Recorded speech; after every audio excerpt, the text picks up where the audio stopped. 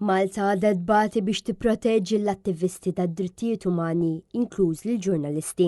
Dan ntqal f'rapport maħruġ mill-Organizzazzjoni għas-Sigurtà l-Kooperazzjoni fl-Ewropa li ġie ppubblikat l-erba' wara li l-Uffiċċju tal-OSCE għall-Istituzzjonijiet Demokratiċi u Drittijiet Umani għamel studju f'Malta f'Marzu tal-2023.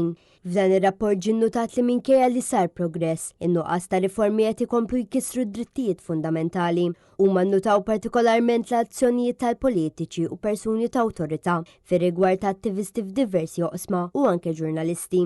Ġie nnutat ukoll kif dawk li jaħdmu fuq il-korruzzjoni, l-immigrazzjoni u kwistjonijiet ambjentali għandhom liżjed tendenza li jirċievu fastidju, teddid u intimidazzjoni kemm huma kif ukoll il-qraba tagħhom.